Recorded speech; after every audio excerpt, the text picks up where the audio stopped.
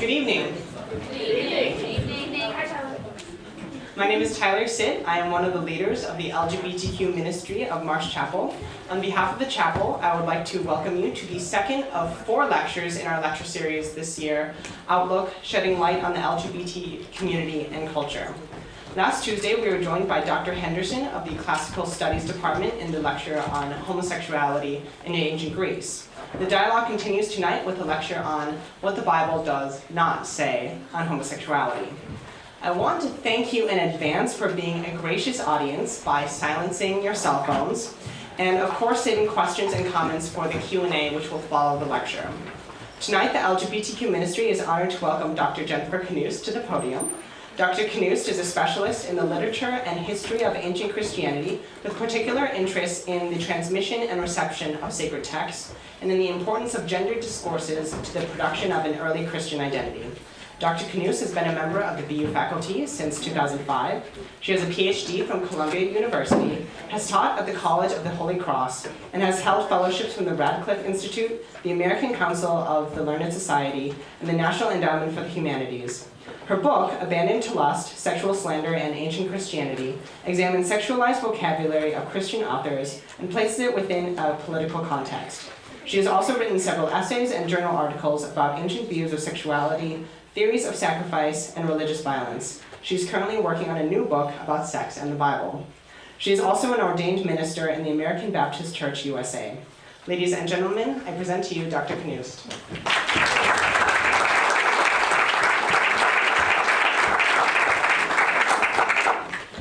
Very much. I really want to extend a special thank you to the LGBTQ Ministries group for inviting me here, especially to Angelo, where are you? Somewhere in here. And there you are. And Liz Douglas, somewhere.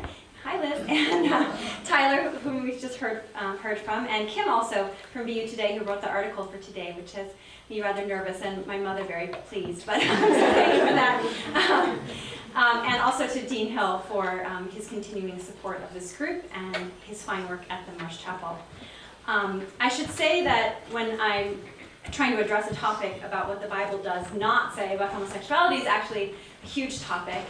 I could never possibly cover this topic in an hour, so forget it. It's not, because to my mind, the question of what the Bible does or does not say about homosexuality or sexuality at all is a complex question that we should be asking not only about same-sex pairing, but opposite or cross-sex pairings, and how those are presented in biblical books as well. So I couldn't possibly cover that.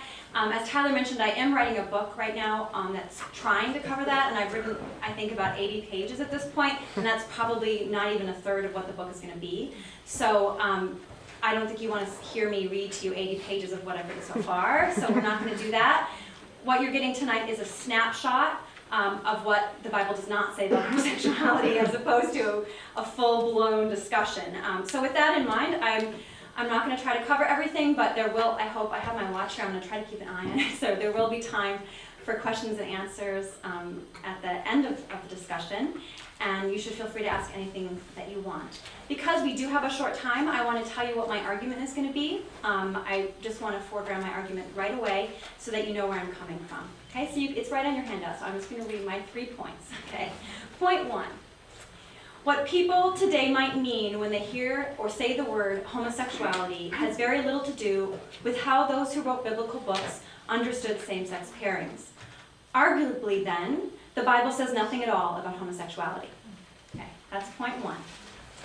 Now I'm going to have a bunch of proofs at that point, so we're going to skip ahead to points 2 and 3, which I'm going to cover together. Point 2. The few statements made in biblical books about same-sex relationships are contradictory and can be interpreted in many ways. There are simply no straightforward sayings either condemning or promoting same-sex love in the Bible. Point 3. Statements about same-sex relationships must be placed within a larger complex of sayings about sexuality in general. When they are, it becomes clear that the Bible does not speak with one voice regarding opposite-sex relationships either. Which will get me, at the very end, to the conclusion, which I'm going to tell you in advance. Okay, somewhere, and this long handout. The Bible is not a straightforward source of sexual morals, and treating it as such is a mistake. The Bible cannot arbitrate our concerns about sexuality, though biblical books may invite interesting and even helpful reflections on what it is meant to be human and sexual. Sexual desire is something that biblical authors were concerned about, just as we are concerned about this topic today. So that's where I hope to convince you that my conclusion is correct. I'm not sure I can do it in an hour, but I'm going to try. Since you heard from Professor Henderson already on Tuesday night, I'm assuming that if you came to that lecture, and I hope you did, that you learned a little bit about the way in which, quote-unquote, homosexuality has been discussed among classicists in the last, 25 to 30 years. There's been an important move in classical scholarship that has pointed out to us that homosexuality, as we currently think of the term, is really an invention of 19th century medical discourse. And so when we look at ancient sources, ancient Greek sources, ancient Roman sources, we're not actually encountering a discussion of homosexuality because there's no concept of homosexuality in the way in which we think of it today. So I'm hoping you heard something about quote-unquote Greek love from Dr. Henderson on Tuesday. I work on the Greco-Roman period, so my research focuses on the 1st century BCE through around the 5th century CE, so that's a little bit later than Professor Henderson works on. And when I talk about the Bible, I'm talking about the Christian Bible. I did read Hebrew, I can read Hebrew, or at least I used to be able to read Hebrew, and I had to take many courses on Hebrew Bible, but my area of expertise is the Christian Bible. And so the Christian Bible is actually the Greek Bible. Christians read the Hebrew Bible not in Hebrew, but in Greek. And all of the writings in the New Testament are in Greek. So as you might imagine, just by speaking the language, that Greek culture influences the way Christians think about what sexuality might be in really significant and important ways. I want to start by reading just an excerpt from Plutarch's Roman Questions. I don't want to spend a lot of time on non-Christian authors, but just to give us a sense of where the non-Christian authors, where the Christian authors might be coming from, I think we need to know a little bit about what non-Christian authors are also saying around the same time. So this is on your handout. This is a quote from Plutarch, who was a 1st century author who wrote just numerous books. I highly recommend him to you. He's a lot of fun. And this particular paragraph comes from a book called Roman Questions, in which he asks a series of questions about what the Romans do as a culture, as a people. He also has another book called Greek Questions, where he asks what Greeks do. And he himself would be Greek. He's living in the Roman era. He is certainly read by Romans, but he himself would self-identify as Greek. So he's an outsider looking at the Romans and giving a kind of taxonomy of what are those crazy Romans like. Okay, so here's what he says. For the Romans used to be very suspicious of rubbing down with oil, and even today they believe that nothing has been so much to blame for the enslavement and effeminacy of the Greeks as their gymnasia and wrestling schools, which engender much listless idleness and waste of time in their cities, as well as pederasty and the ruin of bodies of the young men with regulated sleeping, walking and rhythmical movements, and strict diet.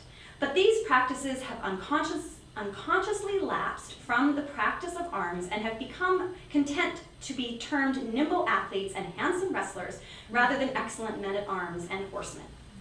Plutarch will go on to argue that Greeks are better than Romans, so we need to keep that in mind. But he's talking about sort of a stereotypical, from his perspective, Roman perspective of what the Greeks are like. And I think I want you to notice that when he's talking about pederasty, which would be the love of adult men for a young adolescent man, that comes within a whole set of other behaviors and appearances that a stereotypical Roman from Plutarch's perspective might identify as sort of what's wrong with the Greeks, right? So what I want to suggest is that from the perspective of writers of the Roman era like Plutarch, effeminacy was actually a complicated problem, and same-sex desire was only a very small part of that larger discussion. Yes, Plutarch and others will argue that effeminacy is a bad thing for men, but the way in which we think about effeminacy, or he thinks about effeminacy, same-sex pairing is really just a very small part of that whole complex. Plutarch also says in Roman Questions, he asks the question, why do Roman boy children wear amulets around their necks? Okay. One of the explanations he offers, and he gives a whole series of explanations, and he doesn't really decide which one is the right one, Did the Romans of early times account it not disreputable or nor disgraceful to love male slaves in the flower of youth, as even now their comedies testify? But they strictly refrained from boys of free birth, and then there might not be in any uncertainty, even when they encountered them unclad. Is this why the boys wear this badge? I don't know if you can get this, but the point is that Roman boys, Plutarch tells us, wore some kind of amulet around their neck, right? And he's asking, so maybe they do that in part because when they're stripped down and they're working out in the gym, right, we can tell that they're freeborn. And why is that important? Well, from Roman perspective, it's not okay for an adult man to hit on a free citizen boy. It is, however, okay for an adult man to hit on a beautiful slave boy. That is perfectly expected, it's normal, it's assumed that men will desire younger men. It's just part of the assumption, and Plutarch actually doesn't have a problem with that assumption. So though Roman culture did not approve of relationships between adult free citizen men and adolescent free boys, men were expected to desire younger men, and sexual relations with a young man of lower status, especially a slave, was entirely acceptable. So among a whole host of writings from this period is included something called the Physiognomy of Polemon, which is this really wonderful treatise. I highly recommend it to you. It's so much fun. It's all about how you can tell by looking at a man whether he'll be like a good business partner, whether he's trustworthy. It's a whole sort of science of how to look at a man and be able to read his surfaces, right? And one thing that's incredibly interesting about this book is that the way you read a man is usually through his eyes. So like if they're a certain color blue, that's good. If they're a different color blue, that's bad. If they look that way, watch out, he's going to cheat you. If they look this way, and it's actually this whole really scientific from the perspective of Polemon's discussion of how to tell who is a man and who you can trust, okay?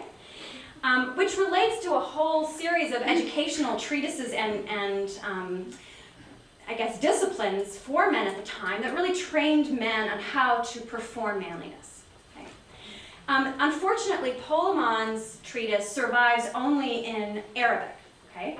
So what I've given you here is not Polemon, but Adamantius, who was a late antique Greek author who wrote his own physiognomy, which is really just an excerpted Polemon, right? So he just liked Polemon a lot, so he took a bunch of Polemon, put it in a little bit shorter order and different order, and then presented it as his own work, okay? So here's what he says. Those who have a conspicuous feminine appearance in their eyes and other signs are womanly in luxury and sex, but are daring and shameless and rejoice in villainy, treachery, and faithfulness, for these things also belong to women. So you see what he's doing? So femininity and masculinity are a kind of trajectory that can be applied to men and women both, right? And femininity is by definition marked as secondary and disadvantageous. But, Polemon or Adamantius here, he's not very interested in trying to tell us how women should comport themselves and how their eyes should flash. He doesn't care. He cares about the men, right? So he doesn't, but presumably a woman could have a particular posture that would be more manly, right? Because manliness and womanliness are something that anyone can hold. We get a similar argument a little bit later in physiognomy. Masculine parts are better than female, since for the most part, what is masculine is noble, without deceit, just, spirited, competitive, and simple. What is female, on the other hand, is ignoble, bitter, deceitful, light-minded, unjust, contentious, impudently cowardly. The whole appearance of the body is softer, weaker, daintier, with moist flesh, has less obvious joints and tendons. What is masculine has the opposite traits. Okay.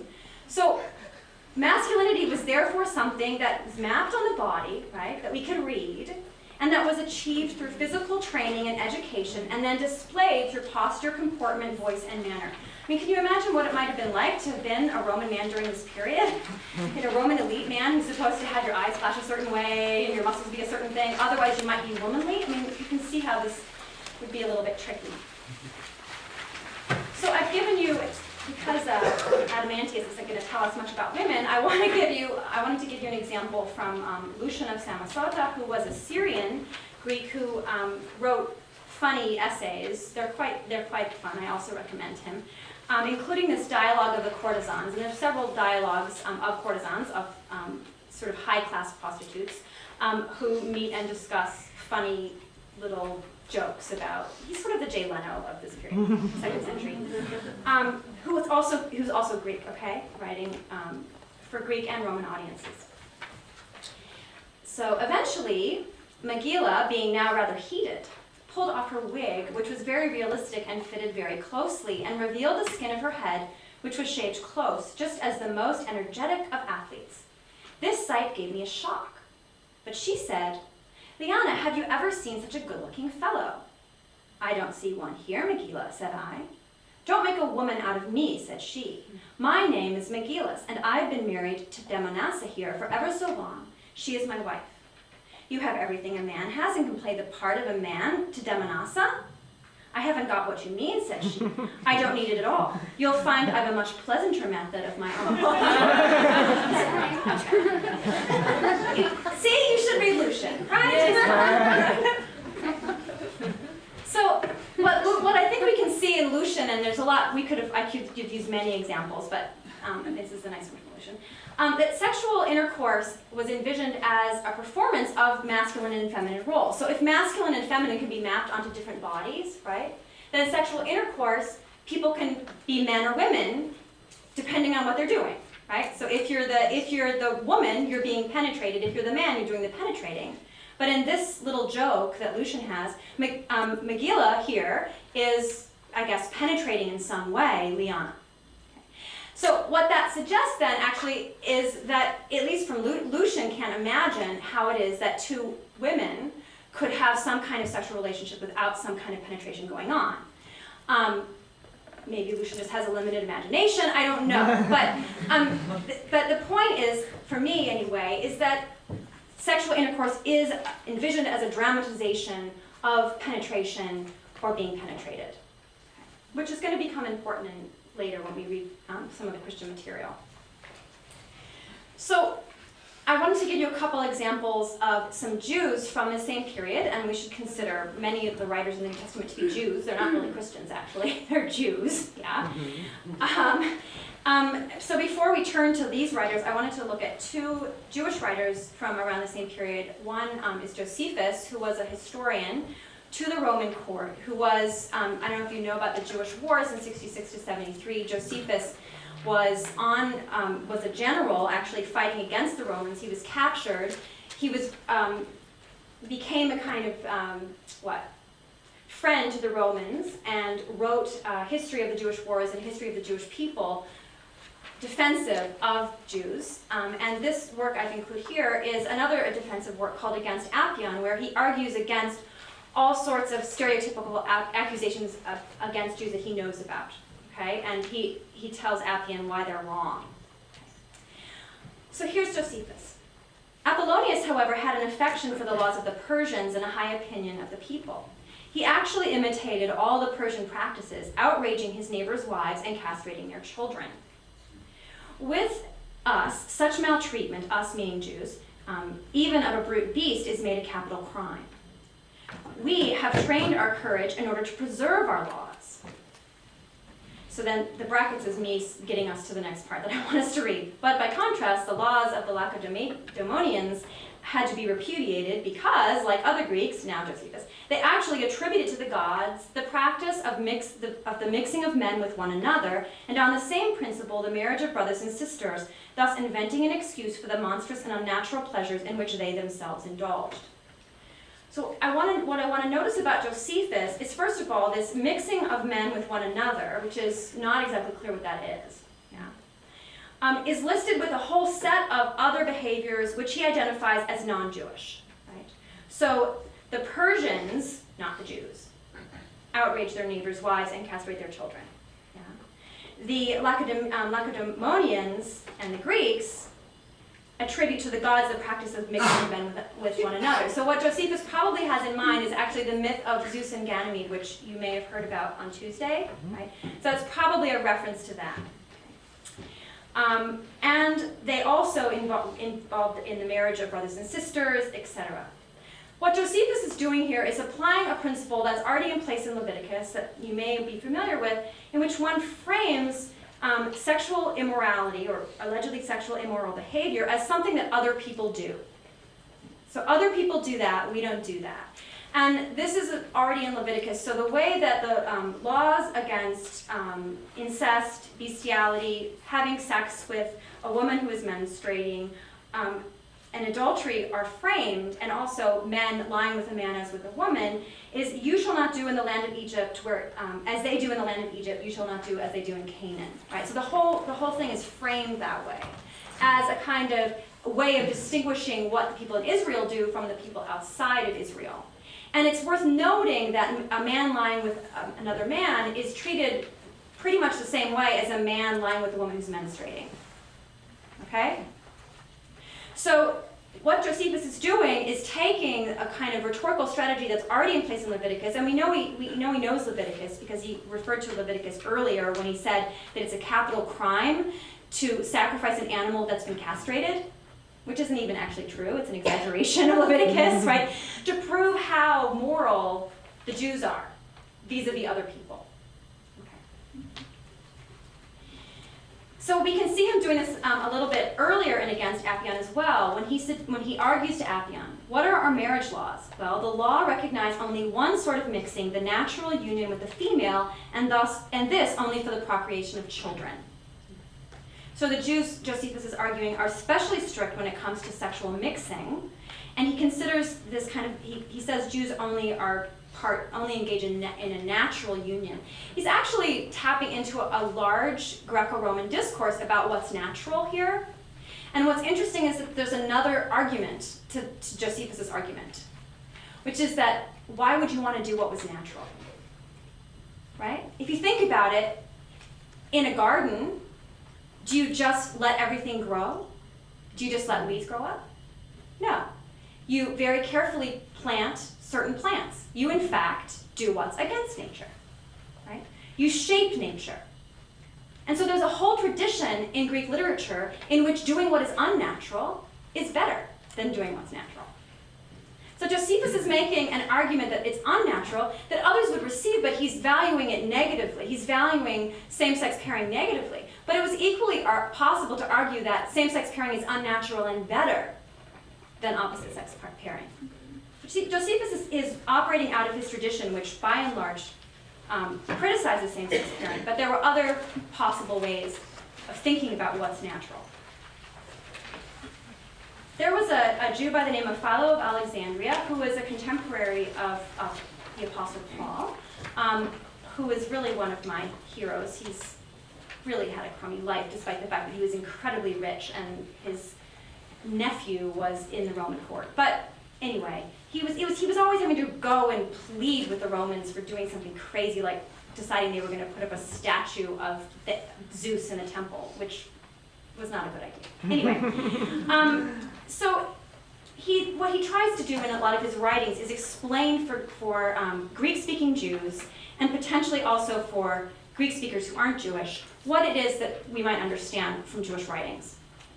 And he's part of a highly educated tradition of allegorical reading that is a philosophical way of reading text, and he applies that particular hermeneutical method to many biblical books. So I've given you an example here from Questions on Genesis. What is the meaning of the words, "There ceased to be to Sarah the ways of women"? The literal meaning is clear. For Scripture, by a euphemism, calls the monthly purification of women the ways of women. But as for the deeper meaning, it is to be allegorized as follows. Okay, the allegorical reading is always the better reading in Philo. The soul has, as it were, a dwelling, partly men's quarters, partly women's quarters. Now for the men, there is a place where properly dwell the masculine thoughts that are wise, sound, prudent, just, pious, filled with freedom and boldness and kin to wisdom. and the women's quarters are a place where womanly opinions go about and dwell, being followers of the female sex. And the female sex is irrational and akin to bestial passions, fear, sorrow, pleasure, and desire, from which ensue incurable weaknesses and indescribable diseases. He who is conquered by these is unhappy, while he who controls them is happy. So here we have an Alexandrian Jew actually envisioning a similar problem to what we have already seen, that masculine and feminine are roles or types or comportments or thoughts, in the case of Philo, that can inhabit a man, right? A man's brain is what we're talking about here in Philo. And so the goal of the man, then, is to have manly thoughts, not womanly thoughts. So for Philo, the Alexandrian Jew, masculinity and femininity were also styles and habits of the mind available to both men and women. It's important to know and to remember, I think, that Philo and Josephus may well have been in the minority in their cultural context. So I have in Latin, this is a Latin inscription, well, it's in English here, but from around the same period that I just wanted to look at.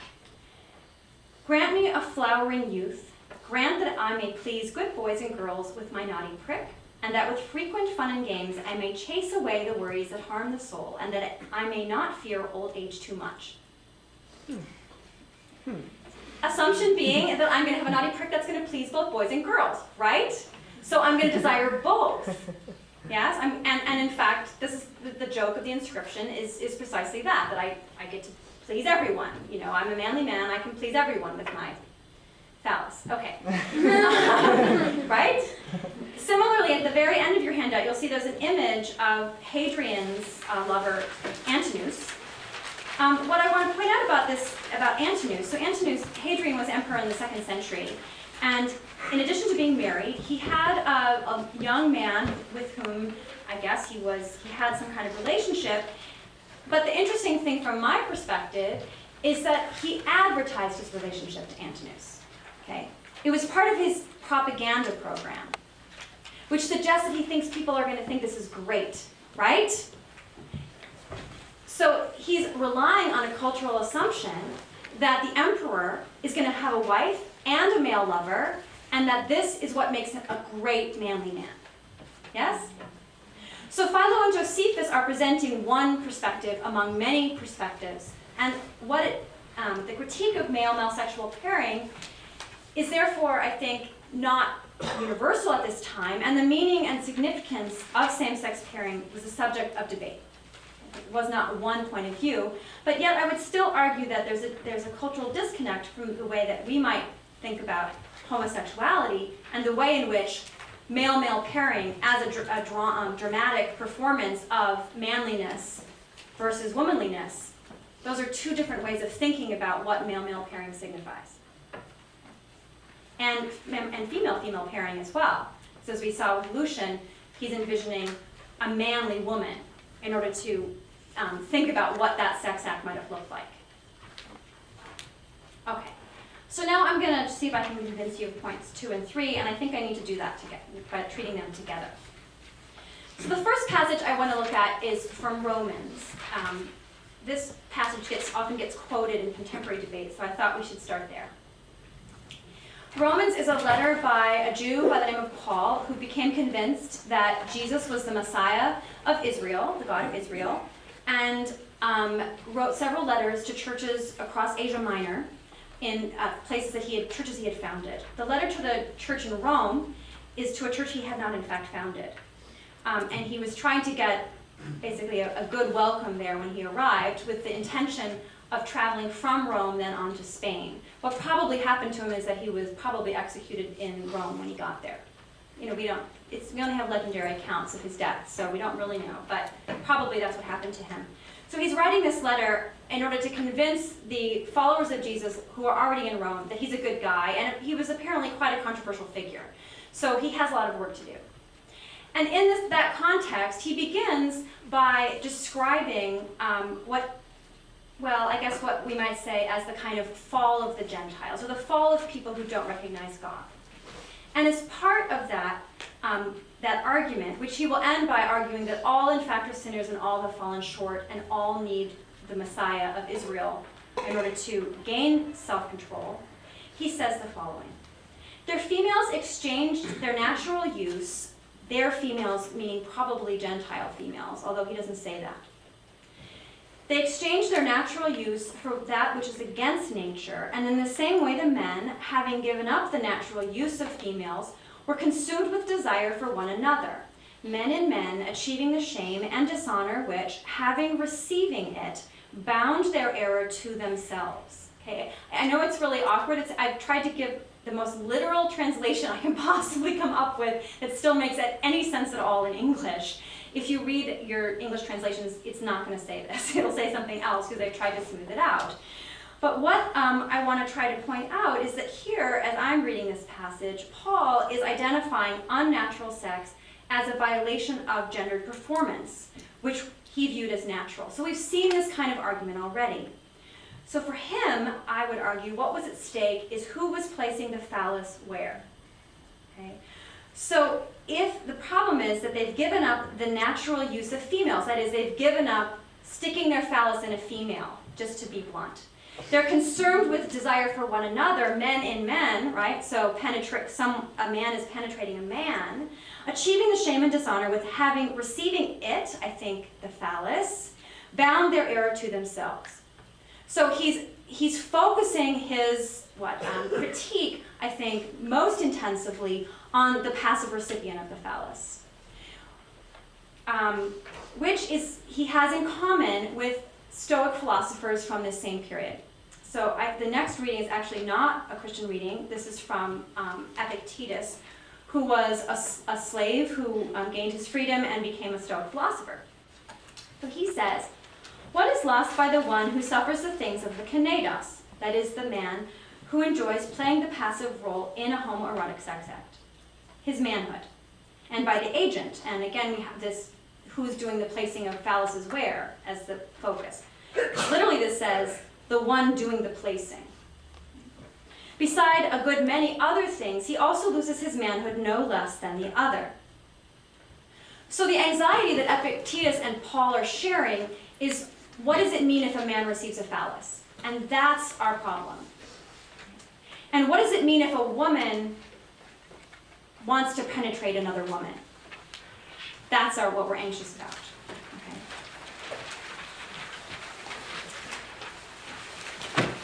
Having identified where a man puts a phallus as the central problem, Paul will then apply that not only to same-sex pairing, but to cross-sex pairing. So here is an example of that from 1 Thessalonians chapter 4, which is, so Paul, probably the earliest document in the entire New Testament. Paul wrote this to a community of Gentile followers of Jesus in the Greco-Roman city Thessaloniki. Some of us were there. Yes, wherever you are. And I was there this summer. So anyway, here's what he says. For this is the will of God, your sanctification, that you refrain from sexual immorality. This is this word porneia, which in Greek has a lot of connotations. That each of you know his own wife. And the word for wife is actually really unusual and odd. The word is skouos, or vessel. That each of you know his own vessel, acquired in holiness and honor, not in the passion of the lust like Gentiles who do not know God. So again, the problem is Gentiles put their phallus in the wrong place or receive the phallus in the wrong place, right? What you're supposed to do, O Gentile followers of Jesus, is put your phallus in your vessel. Yes? So we can apply the same principle of where the phallus goes to cross-sex pairings as well. He does a similar thing in 1 Corinthians. So he also wrote a series of letters that are now called 1 and 2 Corinthians in the New Testament to the followers of Jesus in Corinth, community that he founded. And he says to them, the body is meant not for fornication, but for the Lord, and the Lord for the body. And God raised the Lord, and will also raise us by his power. Do you not know that your bodies are members of Christ? Should I therefore take the members of Christ and make them members of a prostitute? Never. Do you not know that whoever is united to a prostitute becomes one body with her? For it is said, the two shall be one flesh. But anyone united to the Lord becomes one spirit with him. Shun fornication. Every sin that a person commits is outside the body, but the fornicator sins against the body itself. Or do you not know that your body is a temple of the Holy Spirit? Blah, blah, blah, blah, blah. So the problem is then, right, that a man, a follower of Jesus, is placing his phallus in a prostitute, and so therefore mixing his body with a prostitute. And his body is a member of Christ's body, and so you can do the logical leaping here that he's doing, right? That you take a man's bodily member, you put it in a prostitute's body, you've taken Christ's member and put it in a prostitute's body, and you've mixed things up in ways you're not supposed to mix. So again, the focus here is on where the phallus is going.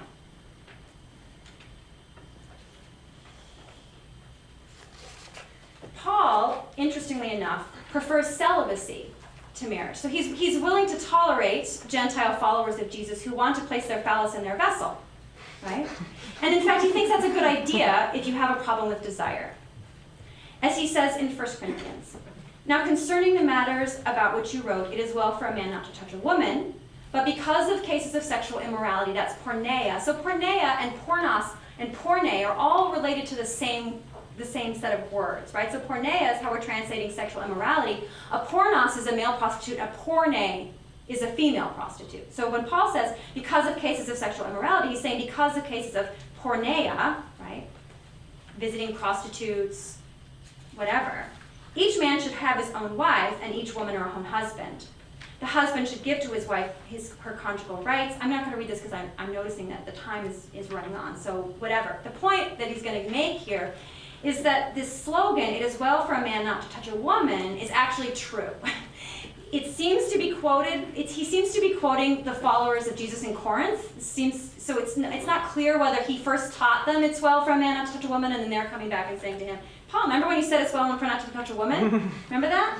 Or whether it was their idea. But at any rate, what he comes down to is say, yeah, that's true, but if you have a problem with illicit desire, if you're desiring someone, you should marry. Because you have to make sure you put the phallus in the right place. You see? Yeah. Because we can't have any phalluses going in the wrong place, because if we do that, we're polluting the church. Okay. So what I want to argue is that this idea that celibacy is to be preferred is actually pretty characteristic of the Jesus movement, and in fact, one can find it in the Gospels as well. That one of the characteristics that one finds in the Synoptic Gospels in particular is several slogans criticizing one's relationships with one's family, right? So the idea that Jesus promotes family values, I hope I can convince you, is pretty wrong, actually. Jesus says in Luke, "Whoever comes to me and does not hate father, mother, wife, and children, brothers and sisters, even life itself, cannot be my disciple. Who are my mother and my brothers? Here are my mother and brothers. Whoever does the will of my Father in heaven is my brother, sister, and mother." And at one point, there's a man who wants to follow Jesus, and he says, I'm going to come in a minute, but first I want to bury my father. And Jesus says, "Let the dead bury their own dead." So this is hardly an endorsement of family relationships. Can we agree on that?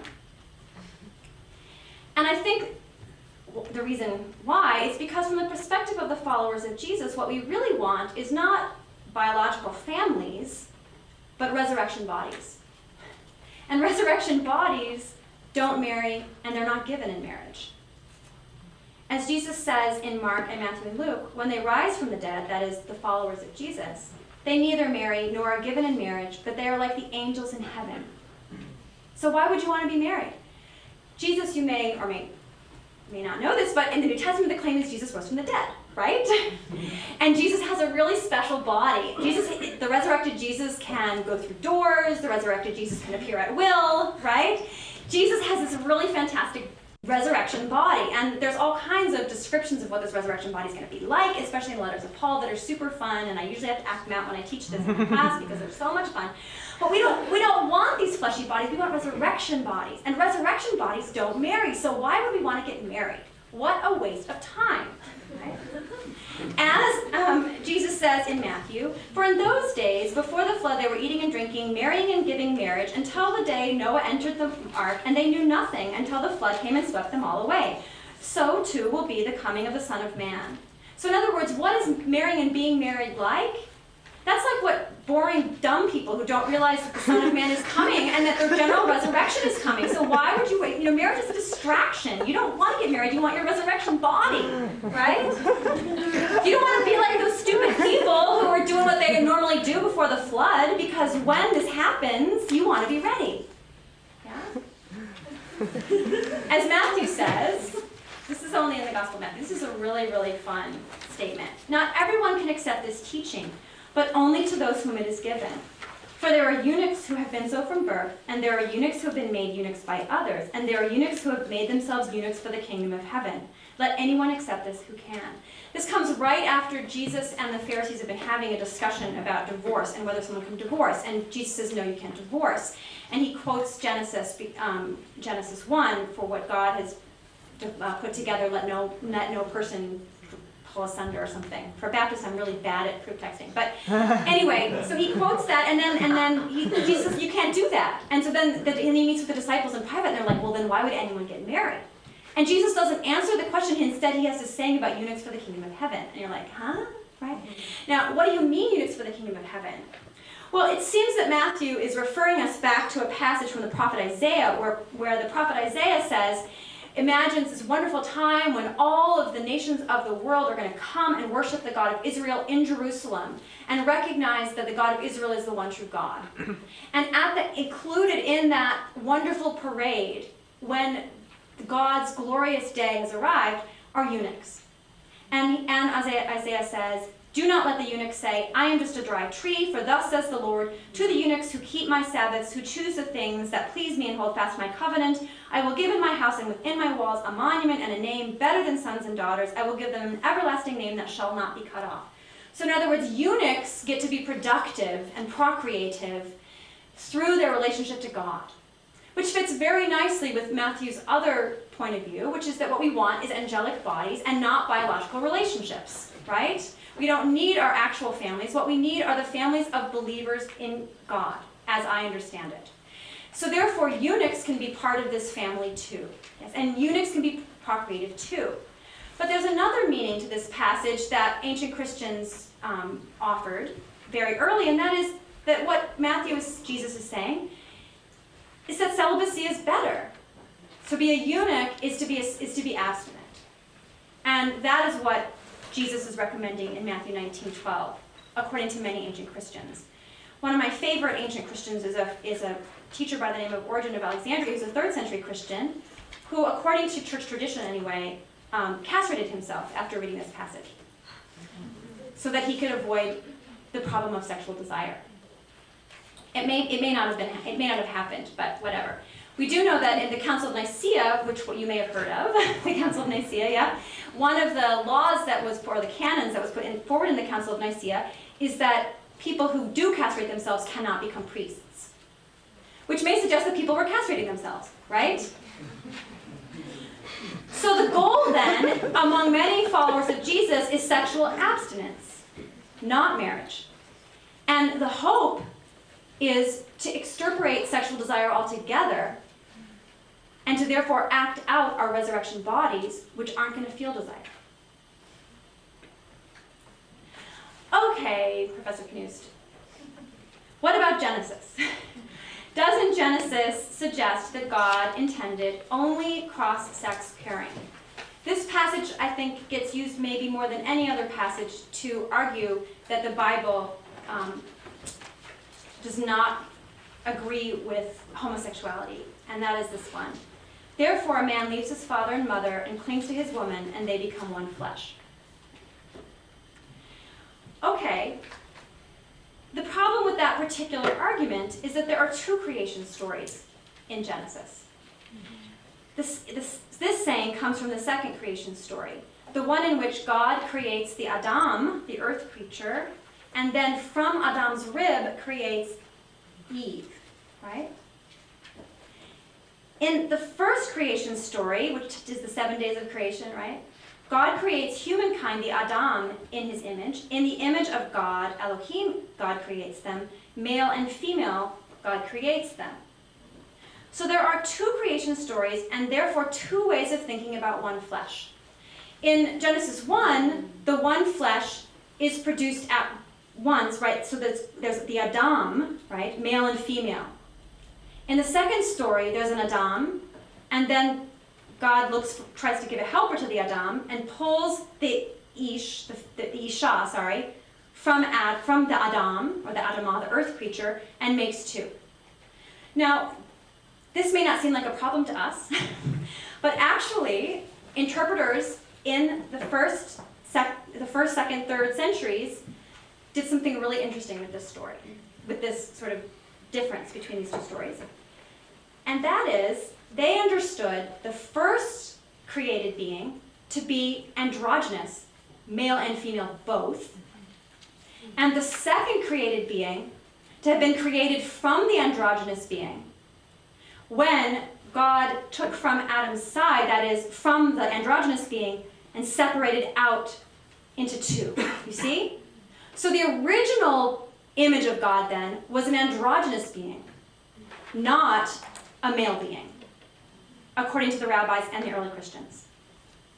So in Genesis Rabbah, which is a later text, I should have written down this in my notes. Rabbi Samuel, I have it somewhere. Anyway, some rabbi whose name is in my notes, says, when the Holy One, blessed be He, created the first man, He created him with two faces.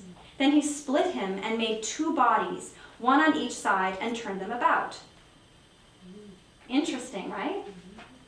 And in fact, it might be this tradition that Paul is referring to when Paul says, there is no longer Jew or Greek, there is no longer slave or free, there is no longer male and female. It's male and female. It's different in Greek too. For you are all in one in Christ Jesus. Galatians 3:28 seems to be describing this wonderful reality that being in Christ brings. Now, Paul will go back and not say this is, he actually says slaves stay slaves, and men stay men, and women stay women, and Jews stay Jews, and Greeks stay Greeks. But someday there will be no longer Jew nor Greek, nor slave nor free, or male and female. In other words, we're going to get our androgynous bodies back.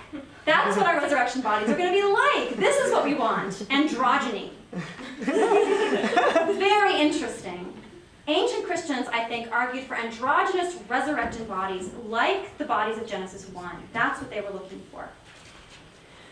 So, as the Gospel of Philip puts it, if the female had not separated from the male, she and the male would not die.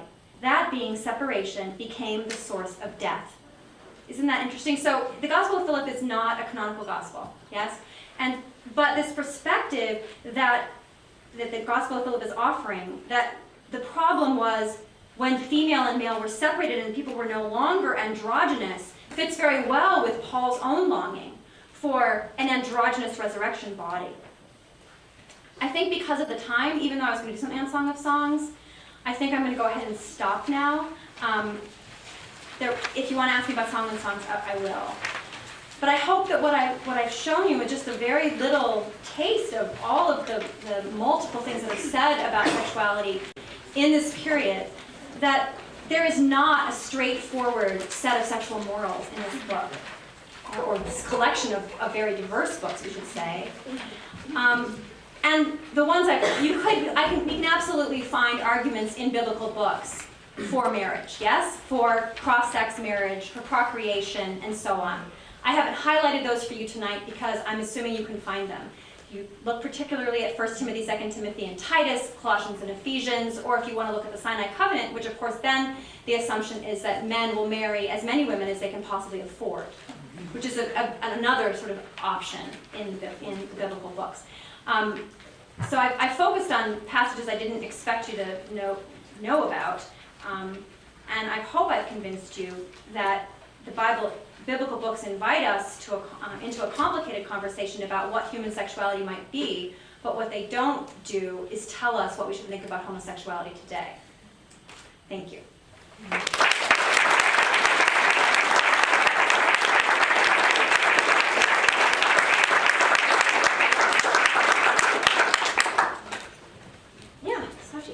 I'm a little discouraged to hear how kind of sexuality embodies our, Christian tradition is. So where can we look in the biblical text for an affirmation of the physical and sensual? I guess Song of Songs. That's why I was going to end on Song of Songs, because I think Song of Songs might be really the only book. Really? Yeah. So really, from its sources, the Christian tradition really does not affirm sexuality? Well, it depends what you mean by that, Sophie. It affirms androgyny. It affirms the control of desire. It affirms hierarchical households with a male head of the household who governs his slaves, his wife, and his children. There's even within the New Testament text, there's sort of many ways in which sexuality is understood, sort of what sexual morals look like.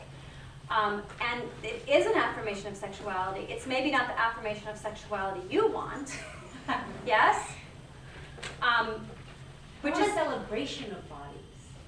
Well, there's a celebration of resurrection bodies. Yeah. Which is, it's a kind of longing for, I think it's a longing for an impenetrable body. Which makes sense, actually. An impenetrable androgynous body. Which in a Roman context, when you worship a guy who was crucified, makes some sense. Yeah? Sexual desire and sexual pairing is not the priority until a later period when sexual pairing becomes a way of displaying masculine elite self-control, right? And then it's applied to a very particular set of concerns, which is how do we just show that Christian men are just as virtuous as anybody Polemon might look at, right? So you want to be a follower of Jesus who walks around like a manly man, so that everyone looks at you and sees how manly you are, and your wife follows behind and looks very demure, right? So that's a performance of a kind of sexual morality that also makes sense in a way. If you don't want to call a lot of attention to your community, and so you want to look like, just like Josephus wants to argue that Jews are actually fantastic at Greek and Roman sexual morals. In fact, we're better at it than you are, which is an argument that Josephus and Philo will make. So there's no way to offer a Christian affirmation of physical... Well, what do you mean? I mean, there's no way to offer a Christian affirmation. I guess I would say only if you're determined to extract your affirmation directly from a biblical text. Well, how else would we make else would we make a Christian case or something? Well, I think we can make a Christian case on all kinds of grounds. The Bible is not our only resource. Certainly, we can bring a whole host of interpretive lenses and agendas to the Bible as people have for 2,000 years. I don't think we can, there's no such thing as an uninterpreted Bible. Right. So it's up to you to interpret. Mm-hmm. So come to the Bible with your sense of what an affirmation of sexual desire might be like. And be in conversation with the Bible. I mean, I think you can be in conversation with the Song of Songs. I think you can be in conversation with this notion of the androgynous body. I think you can be in conversation with the challenging of traditional family structures, which is all over the New Testament writings, right? The New Testament writings, with the exception of the pastoral epistles, are just not that interested in, cross-sex families. They're not interested in it. They're interested in blowing families up for the sake of getting people to become followers of Jesus. So how then are the New Testament texts promoting heterosexual marriage? They're not. So there are resources there, but you have to come to the Bible with your own carefully thought out sense of what sexual ethics are. You can't just extract it from the Bible in an unthinking way.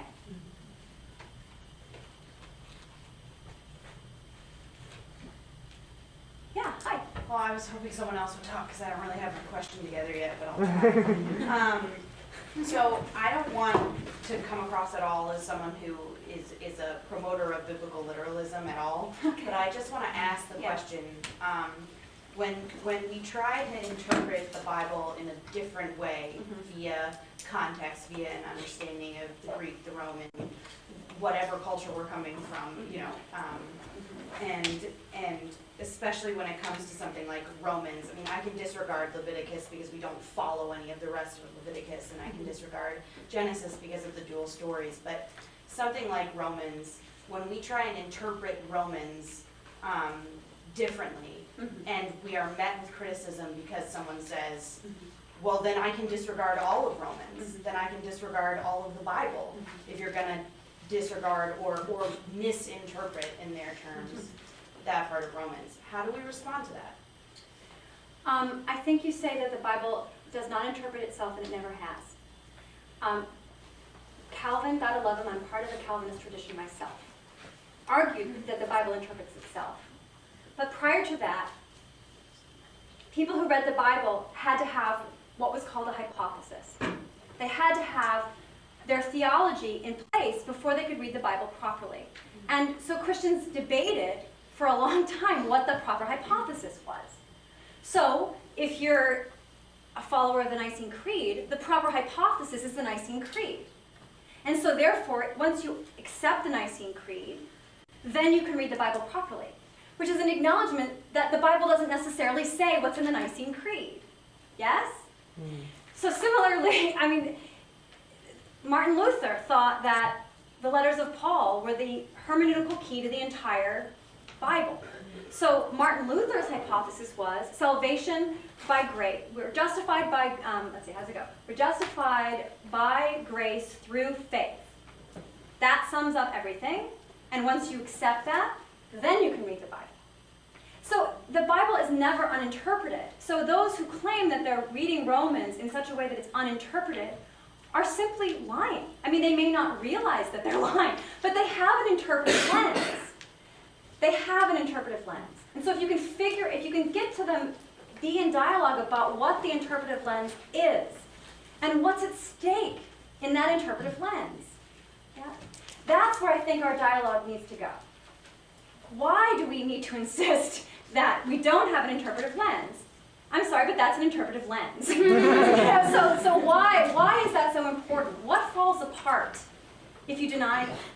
And once you start saying that the Bible interprets itself, you're really, I mean, we can play the mean game of showing how impossible that is in all sorts of ways. If we have to, maybe we will. But it would be much more interesting if we could actually talk about what's at stake when we're interpreting and why we're interpreting the way we are and what we think we're getting out of that. What kind of world are we creating through the interpretive lens that we're bringing to this Bible? So I don't know if that's not a very helpful, but I don't know what else to do. Because if we keep proof texting at people, well, Romans says that, but Jesus says, love your neighbor. It just continues to perform this whole idea that the Bible's just going to be used, can just tell us exactly what we should think about things. And I just don't think that's a thoughtful way to understand the Bible. Yeah? Kind of along those lines, can you talk to, because I feel like because the Bible started off in Hebrew and then was translated into Greek, had a lot of Hellenic influences in that translation. Yeah. And then also just the fact that, I forgot where I was going with that one, but basically that the Bible has been influenced by outside culture outside of the Jewish and Hebrew traditions. Wouldn't that also go to say, oh, I remember now. Okay. So then Philo also, talked about this double meaning and how important it is. Wouldn't those two things in and of itself provide for this often contradictory Bible in which you're talking about where we need to come with our own theology before interpreting the Bible? I mean, I'm not sure that I'm going to answer your... Yeah. My problem is that I just know too many details, and so then I always want to answer things with details.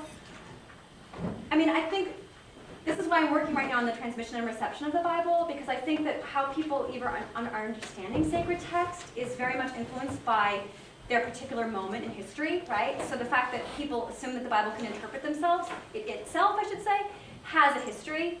It was a new idea that was introduced at a particular time for particular reasons in Geneva because Calvin wanted to make a particular kind of argument.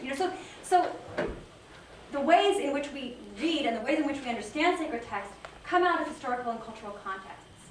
And those historical cultural contexts influence the transmission of these biblical books. And that's true whether the Bible, whether it had stayed in Hebrew the entire time and or whether we had written, the followers of Jesus had written the Bible in Aramaic, written their works in Aramaic, we still would have had that same problem, right? And so, similarly, those who read the Bible in Hebrew, there's a really complicated history with the Hebrew text as well, right? So, and there's a really complicated history of canon, which books are in, which books are out. So, yeah, I mean, I was amused by this story that came out this week about the Conservative Bible Project or something that Phyllis Schlafly's son is doing, and I was especially amused because one of the things he's trying to argue is that we should take the story of the woman taken in adultery out of the Gospel of John because it's not in the earliest copies. And I just thought this was hilarious because I've been writing a book about this story and the complicated transmission of this story. And in fact, there's a whole other wing of conservative Christians who are arguing to the death that it's part of the original Gospel of John. And so I was like, well, you just can't win. I mean, which one is it going to be? Right? Because of this exact problem. It's hilarious because most conservatives hate the eclectic New Testament text critics who got rid of that story to begin with and think they're evil and have like a whole thing on the web about how Westcott and Hort committed adultery and they were terrible and blah, blah, blah. So I'm like, did this guy not read the Chicago Statement of Biblical Inerrancy before he came up with the Conservative Bible Project or what? Anyway, so you're pointing to a really complicated set of issues in your question and you're on the right track. You're on the right track.